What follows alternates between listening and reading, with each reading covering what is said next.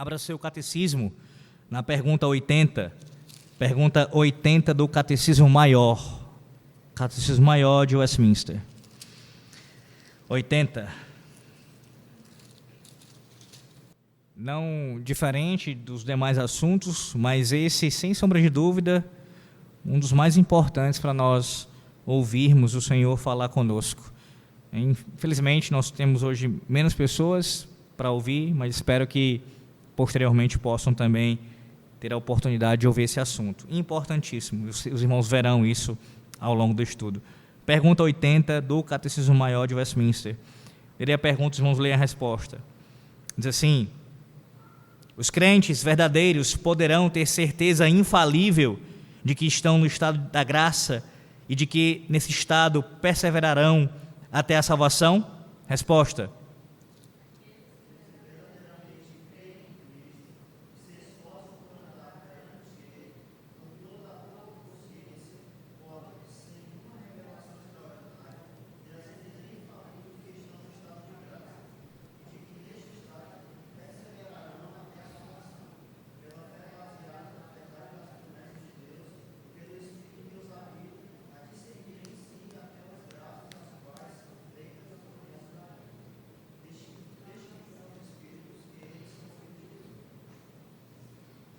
primeiro é importante definir o que significa ter certeza da salvação. E aqui eu quero fazer uma citação direta de um teólogo bastante importante que eu, inclusive, uso com frequência aqui em nossos estudos na quarta-feira, que é o Johannes Gerhardus Voss, comentarista, um dos comentaristas do Catecismo Maior. Ele diz assim: o que significa certeza de salvação?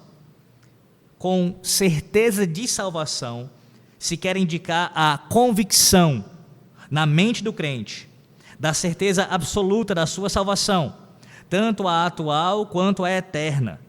Nossos corações anseiam ter a certeza não apenas de uma mera possibilidade ou probabilidade, mas a plena convicção ou certeza da nossa salvação.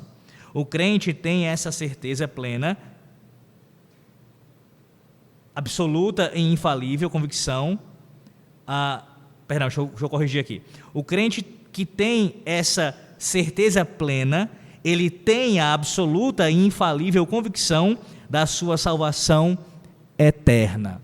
É isso, de forma resumida, que significa ter certeza da sua salvação. E aqui, deixe-me logo, nesse início, fazer uma diferenciação que é importantíssima acerca da salvação da pessoa, no caso da sua e da minha salvação, e da certeza dessa salvação.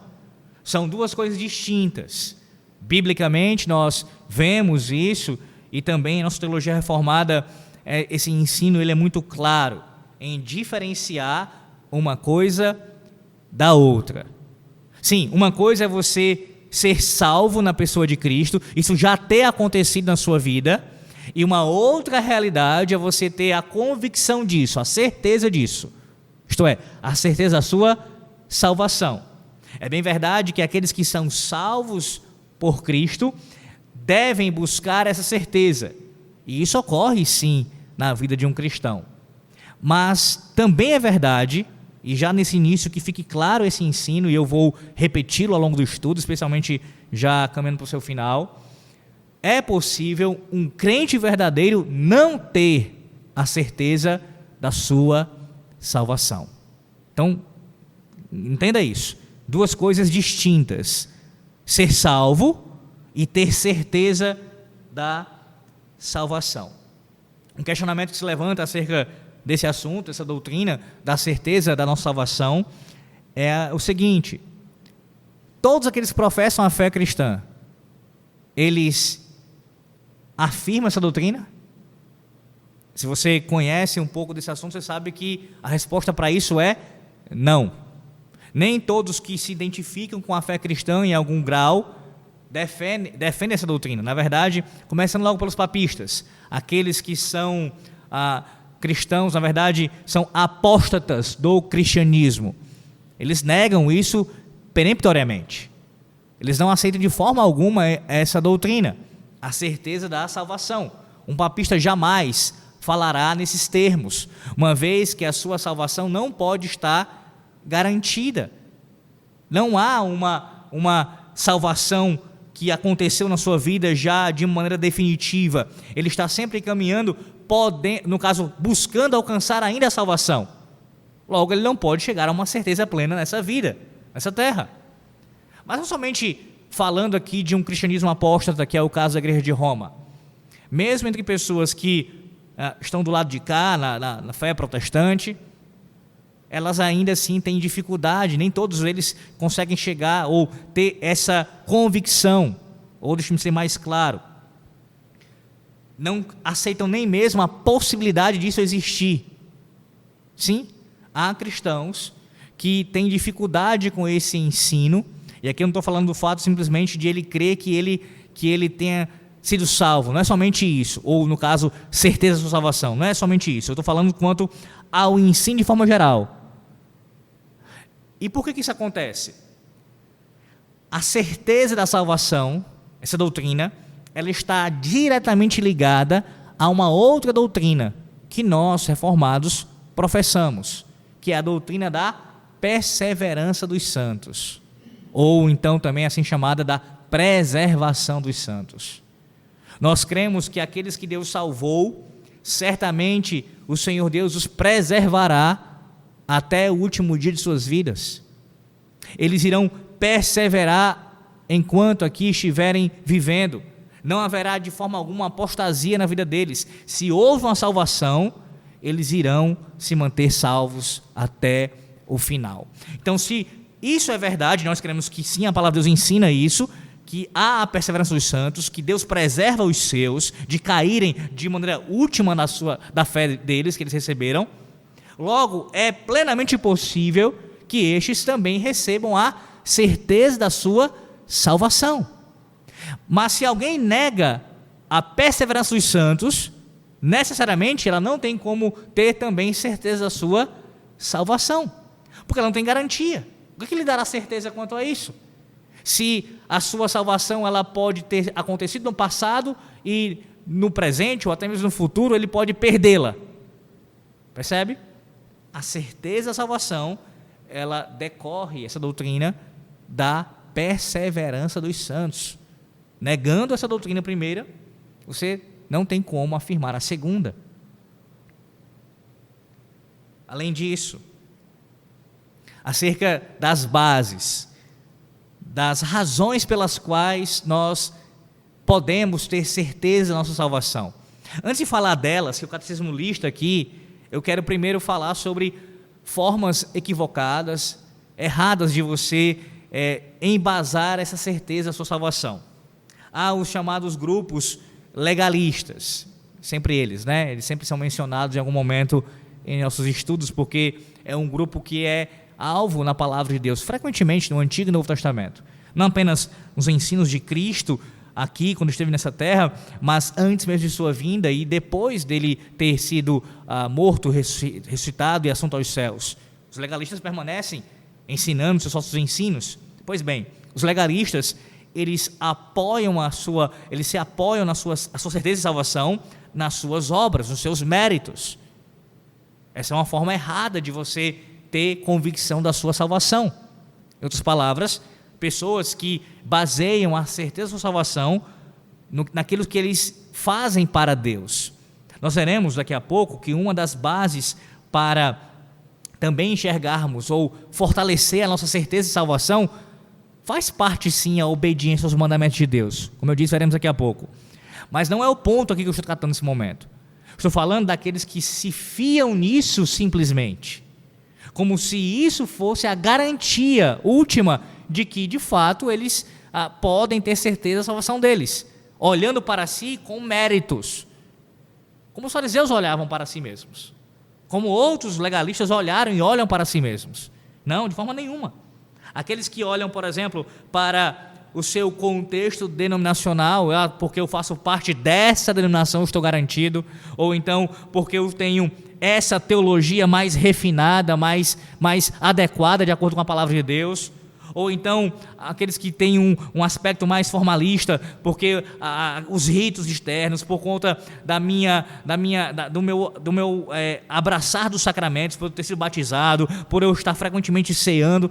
Nenhuma dessas coisas pode ser o fundamento último da nossa certeza de nossa salvação. Ainda que algumas coisas que eu mencionei aqui podem servir para o fortalecimento da nossa fé. Mas o ponto, como eu disse, é quando você se confia nessas coisas, como se fosse isso que garantisse a certeza da sua salvação.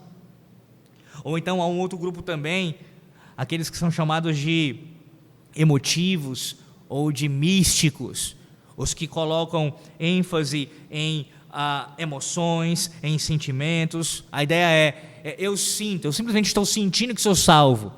Eu sinto, é o que o meu coração, nesse caso aqui, ligado às afeições, está sentindo nesse momento. E não é à toa que pessoas assim, que são movidas meramente pelos seus sentimentos, pelas suas afeições, elas ora estão confiantes na salvação delas e ora elas deixam de acreditar nisso. Por quê? Porque os sentimentos eles acabam sendo facilmente mudados com as circunstâncias. Então não pode ser baseado em sentimentos, ou então em visões, em revelações, em supostas revelações especiais. Veja que o texto do catecismo fala isso de forma muito clara. Do mesmo modo que creem, a resposta, verdadeiramente em Cristo e se empenham para andar com toda a boa consciência diante dele, sem nenhuma revelação extraordinária. Impressionante, né? Só um parênteses aqui. Ainda há aqueles que querem usar os nossos símbolos de fé para defender, para argumentar a favor de revelações extraordinárias. De maneira categórica, o catecismo nega isso daqui, assim como a confissão de fé de Westminster. Sem revelação extraordinária. Por quê? Porque essas revelações elas já se cumpriram em Cristo, cessaram, como já foi ensinado aqui tantas vezes. Pois bem, não é se fiando nesse tipo de coisa. Mais uma vez, quem fica devotando a sua fé em supostas visões e revelações, também terão a confiança, a certeza da sua salvação abaladas. Que é o que nós vemos também em nossos dias. Pessoas que são conduzidas por essas supostas revelações e visões acabam também sendo prejudicadas em sua fé. Uma outra falsa confiança é você, se você fizesse isso, espero que os irmãos aqui que ouvem não façam esse tipo de coisa, não confiem nisso.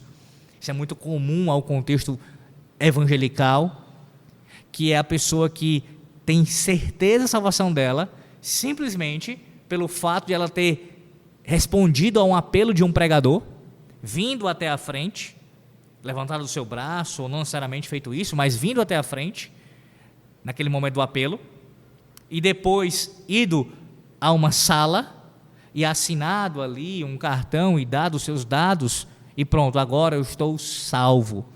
Isso para você pode soar de forma estranha e até cômica, mas não ache que isso não acontece. Pelo contrário, há pessoas que creem que a salvação delas está ligada a esse ato.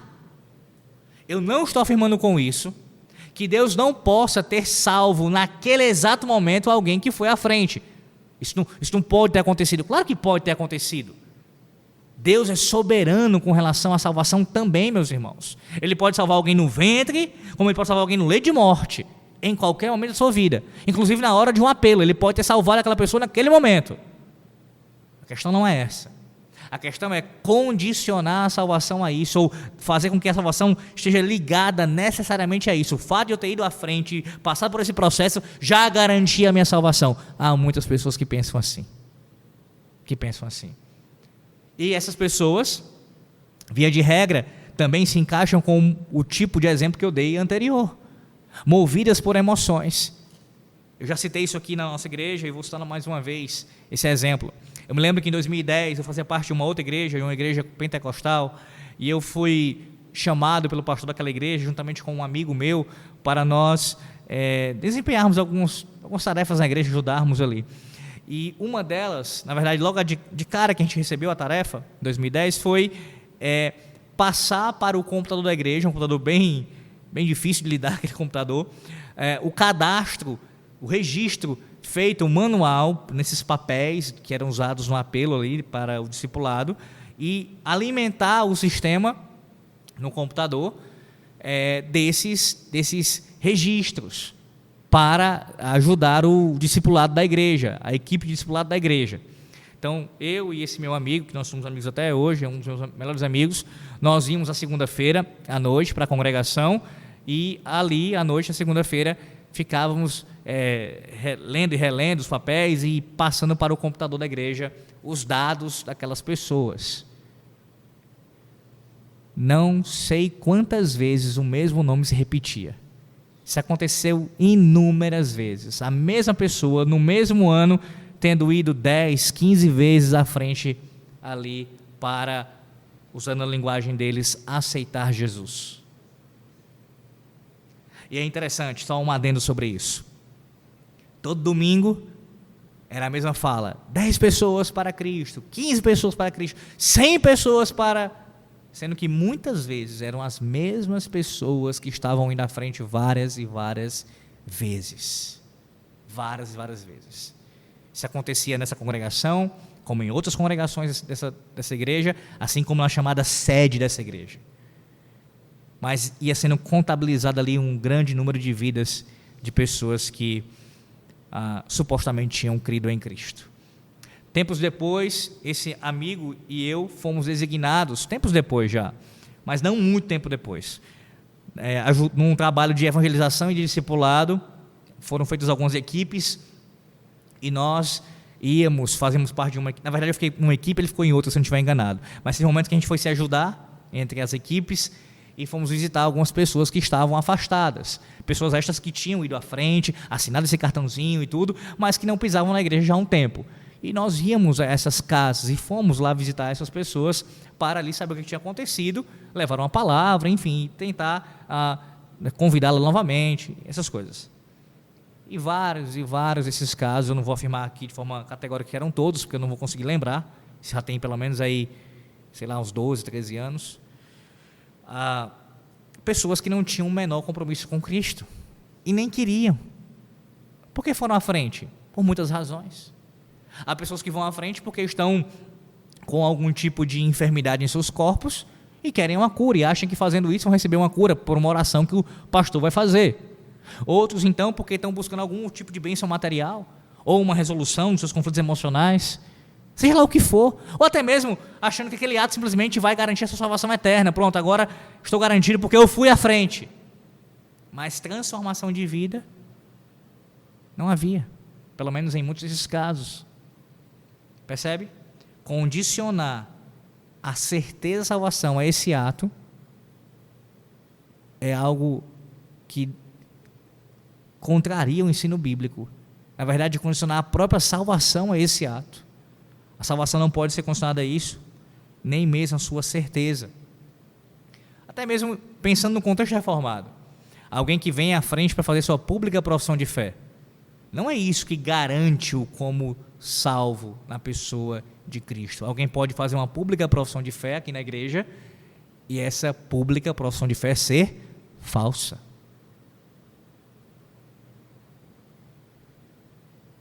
Tá, pastor, então sobre que bases nós iremos fundamentar a certeza da nossa salvação? Veja, pelo menos 3 aqui. Primeira, a veracidade das promessas de Deus aos crentes, é a primeira. A veracidade das promessas de Deus aos crentes. Segundo, a manifestação no coração e na vida da pessoa das graças a que se referem as promessas. Vou repetir, a manifestação no coração e na vida da pessoa das graças a que se referem as promessas. E terceiro, o testemunho do Espírito Santo, o Espírito de adoção, que testifica aos nossos espíritos de que somos filhos de Deus. Deixa-me ler mais uma vez aqui o comentário do Gerhard dos Voss. Ele diz assim, acerca das promessas de Deus como fundamento, como segurança para a nossa salvação. O alicerce sobre o qual a segurança da salvação tem que se fundamentar é a verdade divina das promessas da salvação. Sem isso, nunca teríamos a plena certeza ou a convicção da salvação. Quem duvida ou descrê das verdades da Bíblia, jamais terá certeza absoluta da sua salvação. Contudo, só o reconhecimento da verdade divina, das promessas de salvação, não é o bastante para garantir a segurança.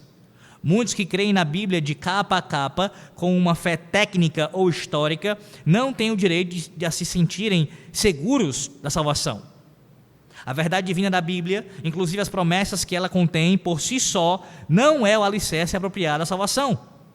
Ele lembra aqui, os demônios também creem e tremem, como diz Tiago 2,19. Aí ele cita uma ilustração aqui. Para ilustrar isso, ele diz o seguinte: uma apólice de seguros promete pagar, no contexto dele americano, $5.000 ao seu detentor, caso o seu bem imóvel seja destruído por um incêndio. A apólice é legítima e a empresa que a subscreve é financeiramente segura. Estou tão convencido da validade e da legitimidade dessa apólice que nem leio os termos e as condições que estão impressos no documento com letras minúsculas. Assim, fundamento a minha segurança unicamente na genuinidade da apólice de seguro. Num certo sentido, contudo, a minha propriedade é destruída num certo dia, contudo, a minha propriedade é destruída por um incêndio e eu dou entrada no pedido de indenização. Depois da investigação, a empresa se recusa a me pagar. A apólice era genuína, mas não se aplicava ao meu caso. Eu estava usando o imóvel para armazenar gasolina e havia no documento uma cláusula em que eu não poderia guardar combustível no prédio, pois isso anularia a apólice e livraria a seguradora de qualquer responsabilidade. Ela era genuína, mas não se aplicava ao meu caso, pois eu não tinha obedecido às suas condições. Assim também, a mera aceitação das promessas da palavra de Deus, sem que se deem mostras de uma nova e diferente vida, não é um alicerce adequado à segurança. Em outras palavras, simplesmente crer que a Bíblia é verdadeira, que o que ela diz acerca das próprias promessas de Deus é verdade, somente reconhecer isso não é suficiente para que nós, de fato, sejamos salvos e tenhamos certeza da nossa salvação. Não é suficiente. Alguém pode enxergar a veracidade no texto bíblico, não negar, não dizer que é falso, e ainda assim, essas promessas não se cumprirem na vida dessa pessoa. Ele tem que ter nascido de novo. Ele tem que, de fato, ter tido a vida transformada. Segundo lugar, com relação à manifestação dessa graça na vida e no coração da pessoa, a graça relacionada a essa promessa, ele diz assim: isso mostra, em resumo, os sinais de uma vida nova e transformada. Mostra que as coisas velhas já passaram e que tudo se fez novo, como diz 2 Coríntios 5,17. Novamente, aqui não se pode ter somente isso como a base da segurança. É preciso que venha associada a outras duas bases. Quem crê não perecerá. Mas como é que eu sei que criei da maneira certa? Que a minha fé é real? Que eu não estou me enganando? Pode-se dizer: eu sei porque sei, assim como sei que meu nome é fulano de tal, ou assim como sei que estou acordado e não dormindo. Mas isso resulta apenas em probabilidade, não em certeza infalível. Ainda ficarão dúvidas me circulando, como se a minha fé não fosse a fé verdadeira, ou como se de alguma maneira estivesse auto-hipnotizado. Na verdade, sabemos que cremos corretamente quando vemos em nossas vidas alguns frutos da salvação. Cristo veio para nos salvar dos nossos pecados, não em nossos pecados.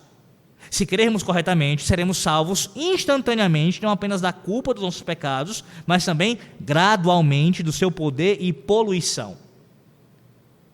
O que foi exatamente o que Cristo fez por nós? Ele só perdoou os nossos pecados e nada mais? Se essa é a nossa experiência, não temos o direito de estar seguros da nossa salvação. Os frutos da salvação verdadeira são as boas obras e uma vida transformada, e como tais constituem uma parte do alicerce da legítima segurança da salvação pessoal. Se Cristo salvou realmente a alma de alguém, Ele também irá, parte por parte, salvar a vida dessa pessoa. Salvará os seus olhos das lágrimas e os seus pés da queda. Tudo isso faz parte do alicerce da segurança da salvação. Ou seja, a vida de obediência a Deus, a sua palavra, aos seus mandamentos, amar aos mandamentos de Deus, Lembre-se que isso não significa dizer que nós iremos obedecer perfeitamente ao Senhor nessa terra. Infelizmente, nós ainda pecaremos contra o Senhor. Mas o crente que foi, a pessoa que de fato foi transformada no Senhor Jesus Cristo, ela foi salva, ela de maneira, aquilo que vai abundar em sua vida é uma vida de obediência a Deus. De obediência a Deus, de amor à sua palavra, de amor aos seus mandamentos.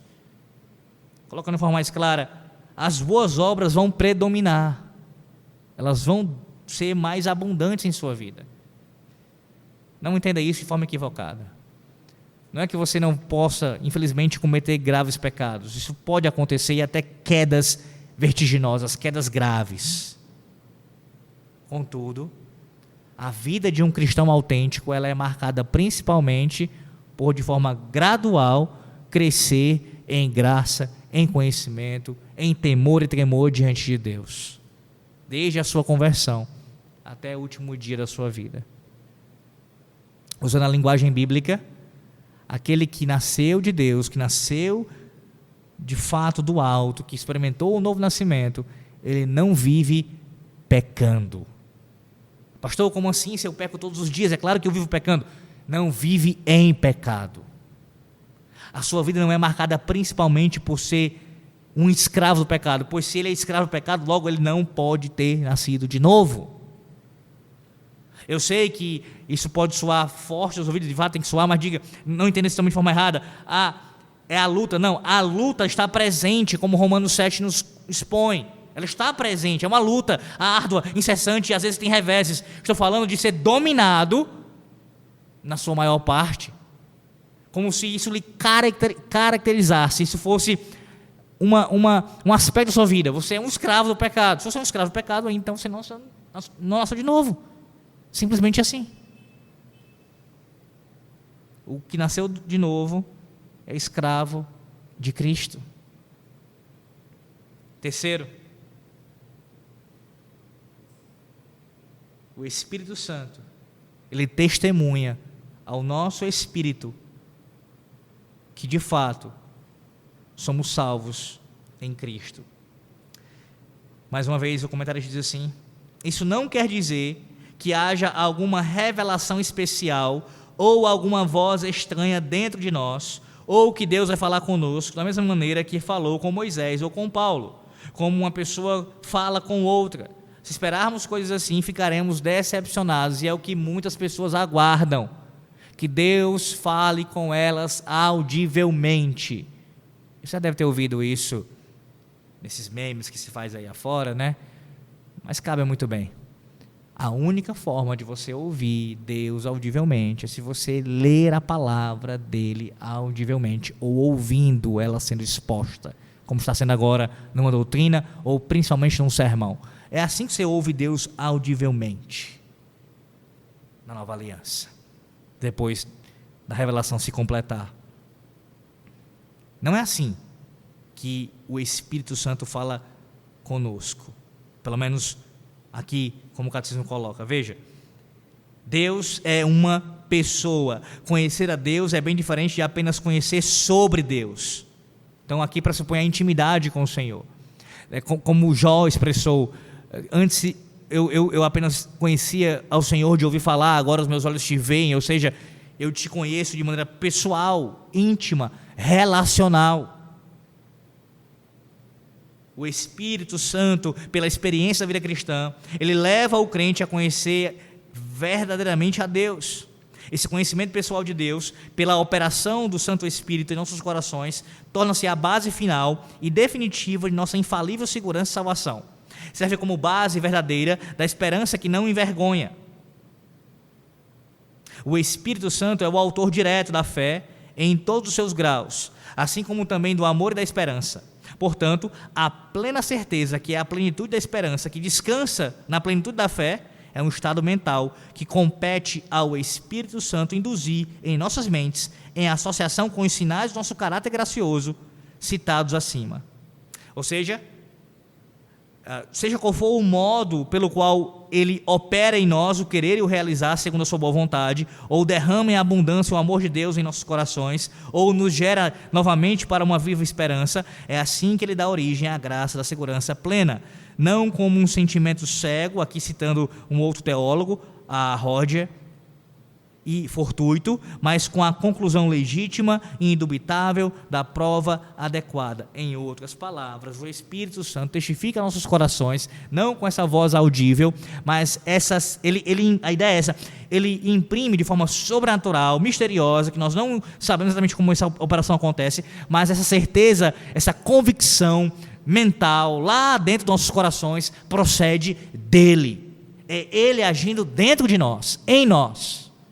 Ele usa os meios de graça para isso, lembre-se, como por exemplo a exposição da palavra. Ele usa isso como instrumento para também testificar aos nossos corações que o que ele diz é verdade, suas promessas são verdadeiras, e isso comunica aos nossos corações a certeza da nossa salvação, a certeza dela. Bem, caminhando para o final, como eu disse aqui no início, a certeza da salvação, meus irmãos, ela por mais que seja algo que tem que ser buscado por nós, infelizmente, há crentes que não têm essa certeza. E como eu disse, alguém pode ser salvo e ainda assim não experimentar a certeza da salvação. Isso pode acontecer. Mas isso não pode ser usado como um tipo de muleta. Eu entendi, pastor, então se realmente a pessoa pode ser salva, eu posso ser salvo, ainda assim não tenho certeza, então eu vou conviver com isso tranquilamente. Não, primeiro que você não convive com isso tranquilamente. Ninguém que não tenha certeza da sua salvação não pode estar tranquilo quanto a isso. Ainda mais fazendo pressuposto que você é um crente. Se você é um crente, você quer ter certeza da sua salvação, então isso não é uma coisa que você convive de forma pacífica, isso lhe perturba. E segundo, que não é porque isso pode acontecer que isso deva acontecer. Isto é, pode acontecer, mas não deveria. Você deveria incessantemente buscar essa certeza, através aqui dos fundamentos que eu citei, que o catecismo cita aqui, e confiar no Senhor. Confiar no Senhor para isso. Eu quero concluir com uma citação mais longa, mas que é importantíssima para nós essa noite, que trata exatamente desse assunto. Essa citação vem desse livro aqui, que eu indico aos irmãos, quem não tem ainda, ou se você tem, não leu ainda, leia, Remédios Preciosos contra as Artimanhas do Diabo, a verdadeira batalha espiritual, do puritano Thomas Brooks, esse livretinho aqui. No capítulo 12, o título do capítulo é A Danosa Incerteza da Salvação. A danosa incerteza da salvação. Esse assunto foi um dos mais trabalhados pelos puritanos, acerca da certeza da salvação. Então escute bem o que é dito aqui nesse capítulo. É mais longa a citação, mas eu quero que você escute bem atentamente. Tentarei falar mais devagar aqui. Vamos lá. Satanás tem outro método para causar dano aos crentes. Se não pode conseguir que pequem ou sejam distraídos, tratará de fazer-lhes infelizes e miseráveis como crentes. Isto procura fazê-lo, induzindo-lhes a duvidar de sua salvação. Aprecia encher as mentes dos crentes com dúvidas e interrogações. Sou realmente cristão? Está firme e segura a minha esperança da vida eterna? É a satisfação cristã que sinto uma boa emoção e nada mais? Um dos métodos de Satanás é atacar os cristãos, enchendo-lhes com interrogações, dúvidas, incertezas e miséria. Para conseguir isto, Satanás utiliza 3 métodos. Primeiro, ele procurará que os crentes sempre estejam preocupados acerca de seus pecados. Fará que seus pecados lhes pareçam tão grandes que não possam pensar noutra coisa, especialmente que não pensem em seu Salvador. Nenhum crente deve pensar no pecado desta maneira. É certo que o pecado rodeia os crentes e que estes ainda pecam. Não obstante, o pecado não tem poder para condená-los. O Senhor Jesus não retira todos os pecados dos crentes, ou seja, eles ainda são imperfeitos. Todavia, retira a condenação do pecado. Romanos 8:1 diz: nenhuma condenação há para os que estão em Cristo Jesus. Cristo também lhes livra do reino e do poder dominante do pecado. Romanos 6,14. Os crentes não pecam de modo livre, nem com felicidade. Veja o que eu falei há pouco, você não é escravo do pecado, você não vive pecando nesse sentido, você não é feliz com isso. Há uma luta, há um rejeitar, um repelir ao pecado. Eles não são escravos do pecado, mas são advertidos do seu perigo e pelejam contra ele. Ainda que o pecado habite neles e se rebela, não pode controlar ou dominá-los totalmente. O poder do pecado foi destruído por Cristo. Portanto, o crente não deve cair no erro de pensar somente em seus pecados. Segundo, os crentes devem guardar na mente que Deus promete o perdão do pecado na Bíblia. É certo que devem lutar contra o pecado e, todavia, neste mundo o pecado não será erradicado de suas vidas. Não devem se fixar tanto nos pecados, de modo que percam de vista a grandeza do perdão do pecado. Deus disse: Eu mesmo sou o que apago as tuas transgressões por amor de mim, e dos teus pecados não me lembro. Isaías 43:25. Cristo pagou pelos pecados do seu povo. Nenhum outro o pode fazer. Paulo disse: aquele que não conheceu o pecado, ele o fez pecado por nós, para que nele fôssemos feitos justiça de Deus. 2 Coríntios 5:21. Os crentes não se sentiriam miseráveis se outra pessoa pagasse uma dívida sua. Cristo pagou a dívida dos pecados que cada crente devia a Deus. Portanto, os crentes não devem se sentir miseráveis e deprimidos, como se sua dívida não estivesse quitada. Terceiro, isto não quer dizer que os crentes devem tornar-se descuidados com o pecado.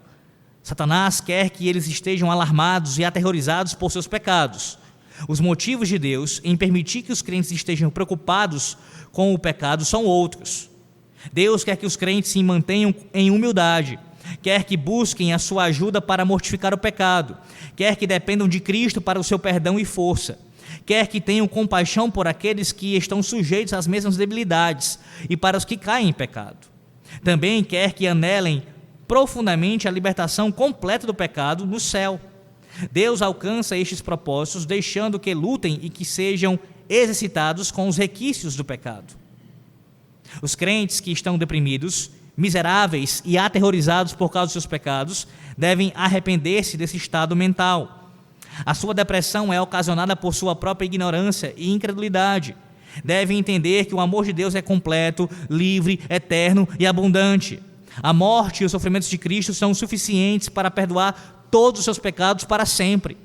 Devem compreender melhor o valor, a glória e a suficiência da justiça de Cristo, a qual lhes foi imputada. Devem crer mais na gloriosa e indestrutível realidade de sua união espiritual com Cristo.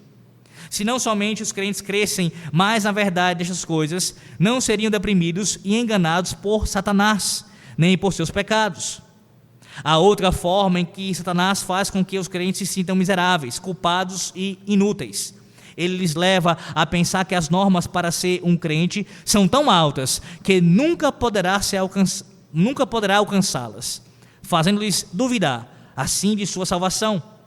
Agrada a Satanás fazer com que os crentes pensem que sua fé não é verdadeira, que persuadi-los que a fé é um dom tão especial e tão raro que poucos a têm.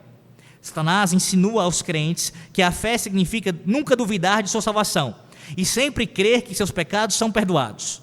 Se em algum momento os crentes duvidam, questionam ou caem em ansiedade, então Satanás lhes diz que não têm a fé verdadeira.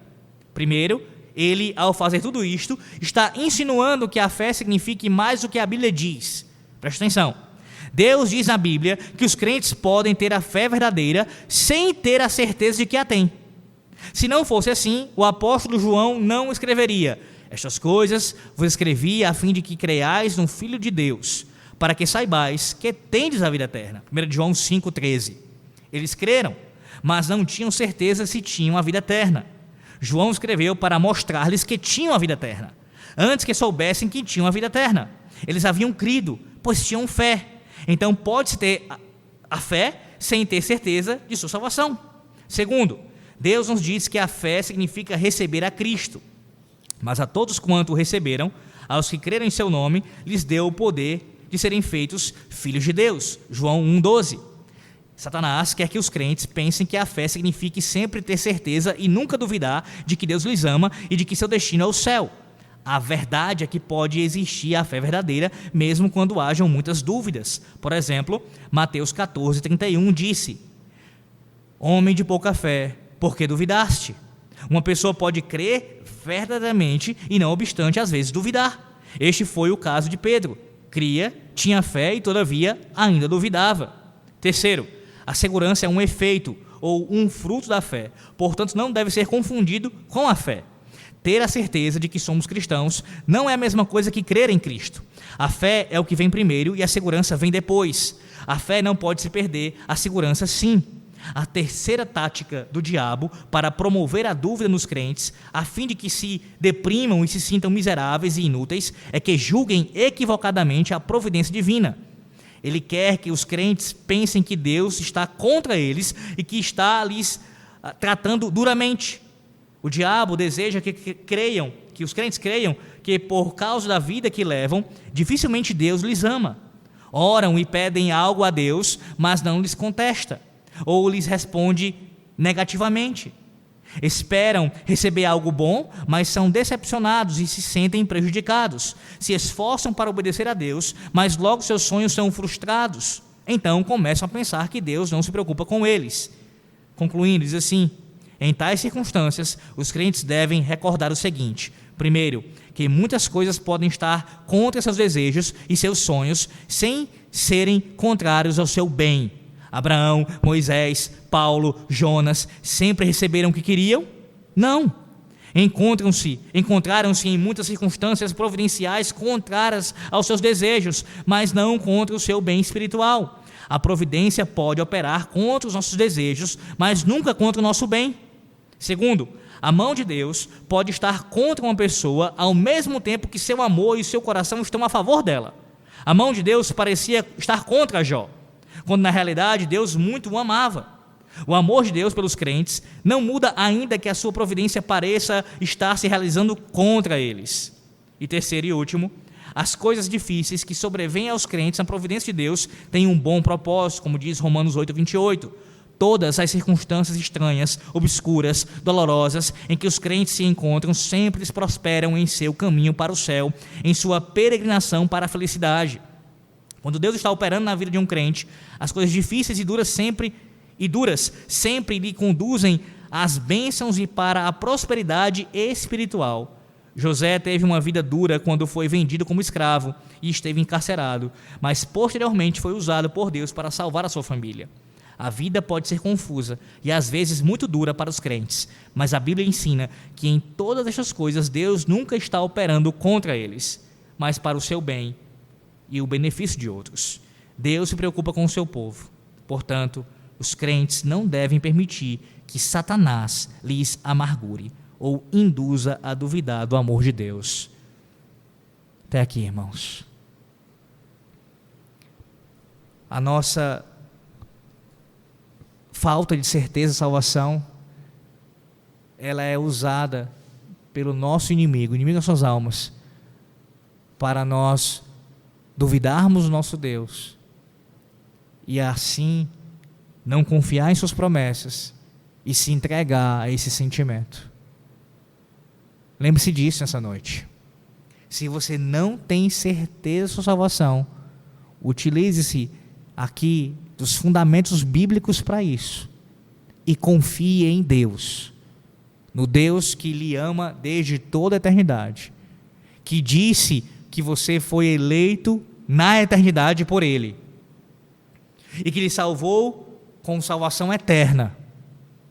Creia nisso, apegue-se a isso e peça ao Senhor para que Ele venha a renovar essa certeza da salvação em seu coração, confiando não em seus méritos, mas somente na obra da graça e soberana obra de salvação do nosso Deus. Amém.